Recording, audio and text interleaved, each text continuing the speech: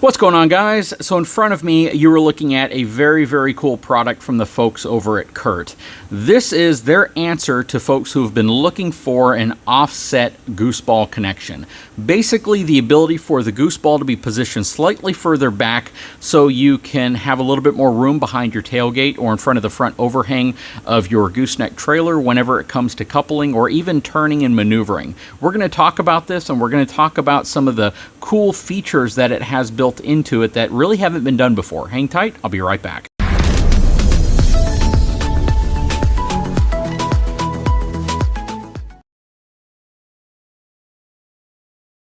Okay, so this is Curt's offset gooseball. This has rocker ball technology and there's shock drop technology built into it. So basically what that means is there's a rubber bushing inside of here that dampens movement, and this can rock forward and backward slightly. The purpose is to help dampen some of the motion, some of the shock and vibration from your truck to the trailer and from the trailer to the truck, giving you a smoother ride, smoother connection. This is really a cool product because it accomplishes a lot of things for folks who are hauling gooseneck trailers. Probably the biggest one is when you have these newer trucks that have power down tailgates, basically the ability for you to remotely open your tailgate, not manually open your tailgate. There have been some instances from some manufacturers, mainly Ford, where there have been recalls because the tailgate has been known or has happened a few times in a few cases to open on its own. And when that occurs, you can find yourself in a really bad situation because you may not ever know that it actually happened. And when it happens, if it drops down and you're towing a trailer and you make a turn, the distance between the tailgate and the trailer has been greatly reduced when the tailgate's down, and you could make contact and damage your tailgate, damage the trailer, or both. Typically both. So with something like this, it gives you a little bit more peace of mind because in many instances, it can make sure that your truck is far enough ahead of the overhang of your RV or your gooseneck trailer that even if the tailgate were to drop open, it wouldn't make contact with your trailer. Now, that might not be in all cases, but if it reduces that chance, then it is absolutely something worth considering. Now, a lot of folks are going to look at a product like this and they're going to ask how it's actually going to impact the towability of a trailer. Why? Because if the hitch is typically right here, your gooseball, and you've positioned it back 4 inches, what can that do in terms of towing dynamics? And in some cases, it can change your towing dynamics. But what a lot of people don't realize about Ford is they actually position the gooseball connection slightly forward of the rear axle. So where this is actually positioned right now is actually a little bit, just a hair behind the axle, but not 4 inches behind the axle. And that is something that will probably bring peace of mind to a lot of folks. I know a lot of folks out there are instantly going to think, how does this compare against the Gen Y product? And I've already shot an entire video with a side-by-side comparison, giving the pros and cons of both of them in comparison to each other. But this video is really just to introduce this product and talk about it. Whenever that video goes live, go check it out because it will be a comprehensive deep dive into the installation of this and the side-by-side comparison between this and the Gen Y's product, which is called the Goose Puck. So for this video, again, we're just going to talk about this. We're going to talk about some of the pros and cons of it, some of the things that you may want to be aware of before you get something like this. From a towability perspective, I personally couldn't feel a difference in terms of towability with the fifth wheel on this truck with the Gen Y product, which actually positions the ball 5 inches further back. This one positions it 4 inches, so it's actually closer to the original position.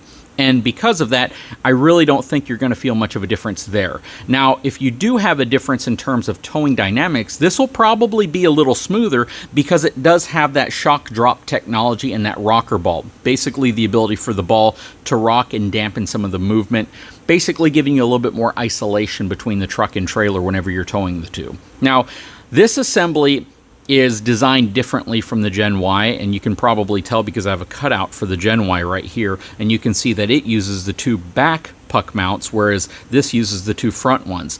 And in the comparison video, you'll see specifically my opinion on this.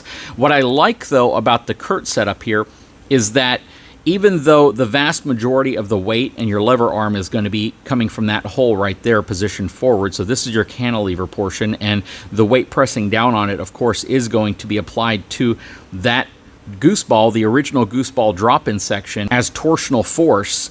they give you this mounting situation up here, which plugs into the front puck system, which can help cradle some of that load. I don't necessarily think that's what this is for. Typically, on something like this, even with the Gen Y, this big assembly that plugs into the puck connections is primarily so this doesn't rotate. Because if this wasn't here, this whole assembly could rotate around that Gooseball drop-in point. Now, on this setup, they've done something really cool. I love the fact that they have chain loops integrated into this front forward bracing section. So that is really nice. Very, very thick steel. Everything here is 1/4 inch thick steel, and there's a lot of it, and it's very structural. So even though this assembly right here is an incredibly robust chunk of steel, and you can see it does not look as if there should ever be a problem with that. But even though this is one huge chunk of steel and it's going straight into your Gooseball connection, the way it cradles into this section right here possibly could mean that some of the load is transferred to this,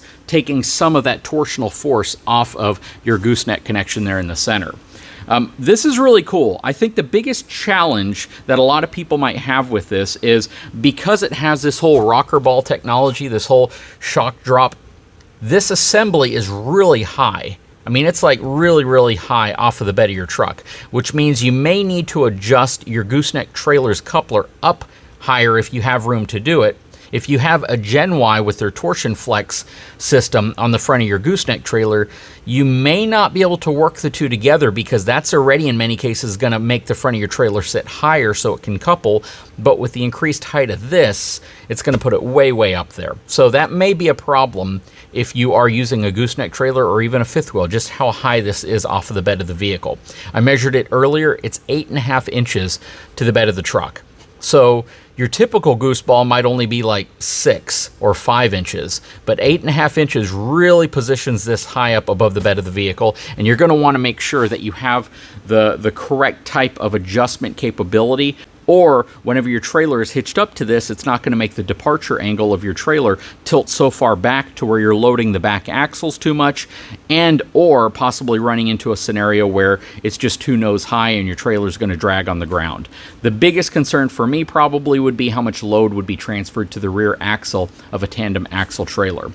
But the assembly of this was really, really straightforward and easy. I love the fact that it's one kit that you buy that fits any of the major 3 trucks that have puck gooseneck systems, whether it's Ram, Ford, or General Motors. And the reason why they've been able to accomplish this is because they include everything in the package, and this piece right here is adjustable. So you can actually widen these out to fit the wider footprint of Ram trucks. And it comes with the extra piece right here, which is longer, to be able to fit that longer distance that the Ram trucks also have. But overall, very, very cool product. Looks super robust. I can't wait to tow with it.